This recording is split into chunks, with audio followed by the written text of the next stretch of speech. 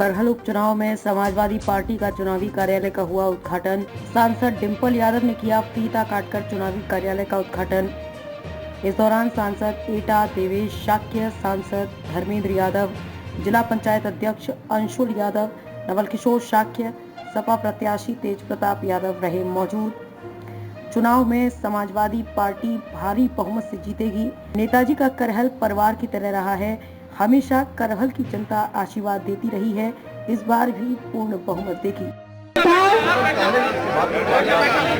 2022 में जिस तरह मैनपुरी की जनता ने और करहल के सभी लोगों ने नेताजी का मान सम्मान बढ़ाने का जो काम किया, और मैं समझती हूँ नेताजी का लगातार आशीर्वाद हम सभी पे कायम है। और जिस तरह के चुनाव परिणाम 2024 में आए, तो अब बताइए क्या परिणाम आए और क्या कहा गया था कि 80 में से 80 सीटें आ रही हैं। लेकिन लगातार ये भारतीय जनता पार्टी झूठ फैलाने का काम करती है।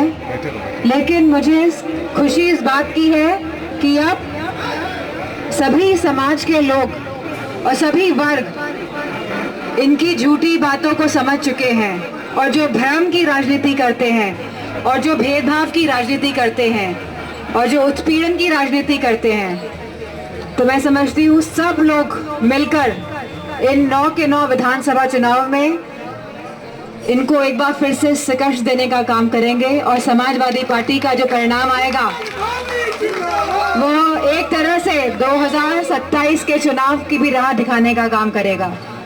और क्योंकि लगातार चुनाव हो रहे हैं मैनपुरी में और करहल विधानसभा क्षेत्र में, तो कोई कमी भी नहीं रहेगी।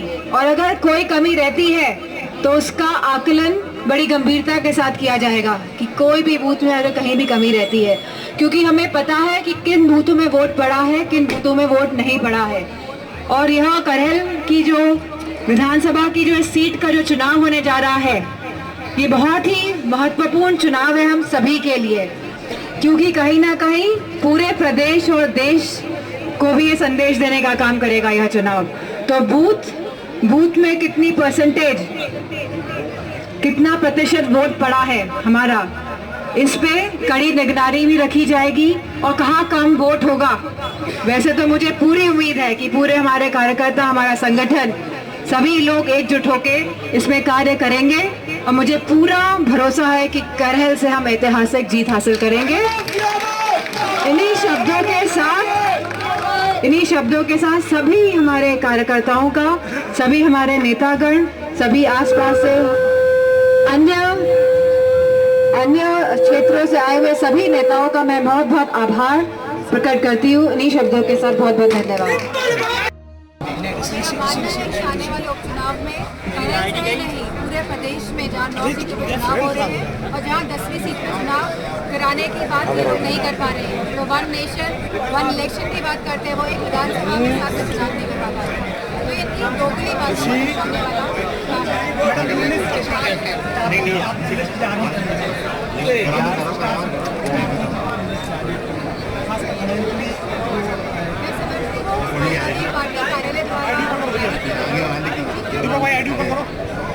करहल को काफ़ी हॉट सीट माना जा रहा है। यहाँ पे बीजेपी ने आपके ही रिश्तेदार को मैदान में उतारा, अनुजेश। यहाँ तेज प्रताप मैदान में है सपा की साइड से। क्या लगता है किस तरह का प्रभाव डाल पाएंगे अनुजेश? एनडीए और पीडीए की लड़ाई है, और यह विचारधारा और सिद्धांतों की लड़ाई है, और यह हमारे संविधान को जहाँ बचाने की लड़ाई है। वहीं आज जो हालात पूरे प्रदेश में है, जहाँ लगातार हमारे युवा बेरोजगार हैं, जहाँ हमारे किसान परेशान हैं, जहाँ हमारी माताएं सुरक्षित नहीं है, जहाँ लगातार अन्याय हो रहा है सभी के खिलाफ, सभी के साथ अन्याय जो हो रहा है, ये उसकी लड़ाई है। और इस लड़ाई में मेरा मानना है कि पूरा करहल एकजुट होकर दिखाई देने वाला। राष्ट्रीय अध्यक्ष जी ने कहा है कि प्रयोगशाला में नारे बनाए गए हैं और नारे मुख्यमंत्री के द्वारा दिए जा रहे हैं। आपने सुना होगा कि वो नारे को जो महाराष्ट्र में सबसे बड़ी प्रयोगशाला में सबसे बड़ा जो प्रयोग किया गया इनके द्वारा, और जो धर्म की राजनीति और जो देश को बांटने की राजनीति जो करी गई भाजपा के द्वारा, वो आज सभी लोगों के सामने उजागर है।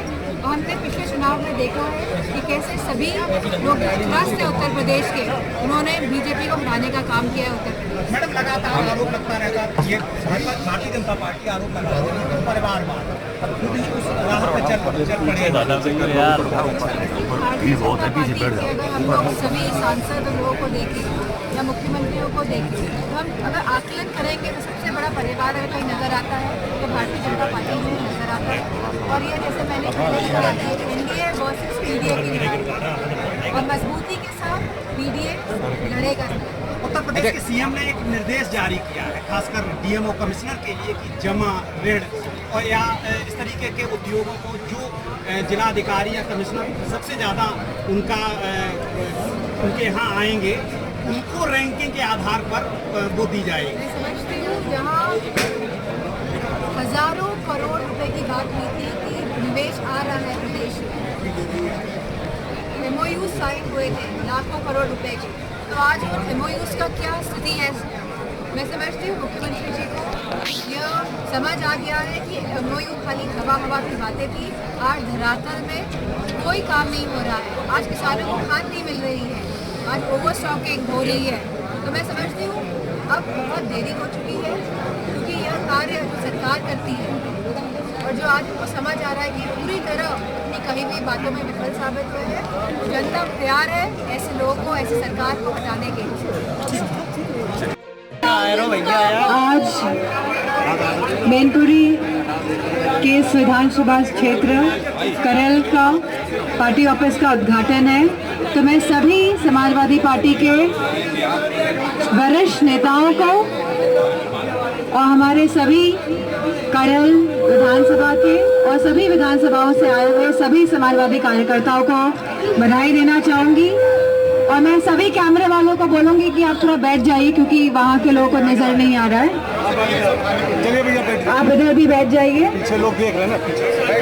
इधर बीच में हमारे सांसद देवेश साख्य भी मौजूद हैं, और जो बगल की जो हमारी कॉन्स्टिट्यूंसी थी के नवल किशोर जी भी आज उपस्थित है, जिनको जीता हुआ चुनाव हराया गया सरकार ने। इनकी जीत निश्चित थी, लेकिन इन्हें प्रशासन द्वारा हराया गया। तो मैं आप सभी सांसद का स्वागत करती हूँ और दूसरे क्षेत्र से आए हुए सभी समाजवादी पार्टी के नेता जो चुनाव लड़ाने के लिए आए हैं और मजबूती के साथ, क्योंकि हम ये चुनाव लड़ रहे हैं और आपकी उपस्थिति मुझे पूरा विश्वास है कि और वोटों की गिनती बढ़ाने का कार्य करेगी।